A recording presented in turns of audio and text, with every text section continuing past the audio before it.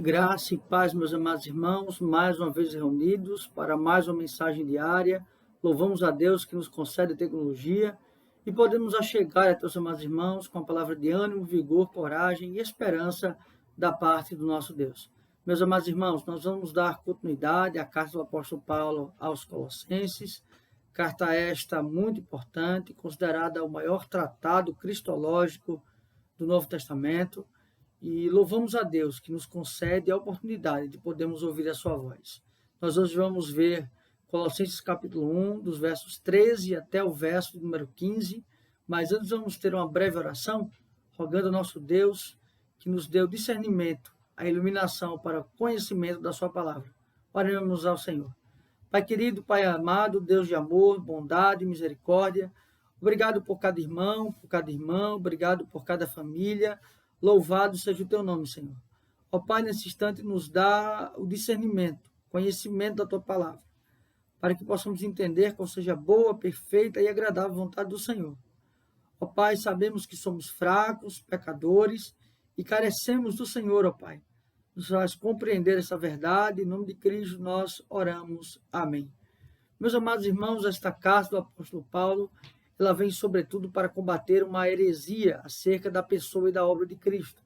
E agora ele vai chegar numa porção, numa perícope do texto, que vai tratar especificamente da pessoa de Cristo e da sua obra. A partir do verso 13 até o verso número 23, nós vamos ter uma parte cristológica muito importante nesta carta. Mas para hoje vamos ver apenas os versos 13 até o verso de número 15, que assim nos diz: Ele nos libertou do império das trevas e nos transportou para o reino do Filho do seu amor. Aqui então ele fala acerca de Deus. Deus monta uma operação resgate para trazer o homem à sua presença, para que o homem seja reconciliado com ele. Ele vai dizer que ele nos libertou, ou seja, ele rompeu os grilhões, as amarras que nos prendiam. Ele nos libertou do império das trevas, do senhorio das trevas. Não que Satanás tenha poder acima de Deus, mas há um poder sim do príncipe das trevas neste mundo caído. Claro, sobre o controle de Deus. Ele nos libertou, ele nos arrancou deste império das trevas e nos transportou. Ele não só nos tirou de uma situação terrível, mas também ele nos levou para outro lugar.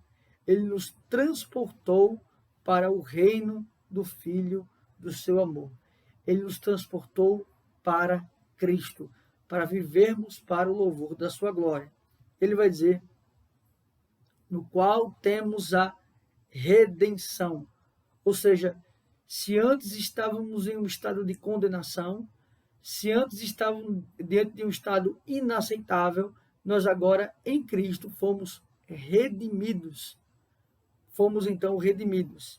Ele vai dizer a remissão dos nossos pecados. Nós também fomos remidos, ou seja, o sangue de Cristo nos purifica de toda a injustiça. E ele vai dizer, este é a imagem do Deus invisível, o primogênito de toda a criação.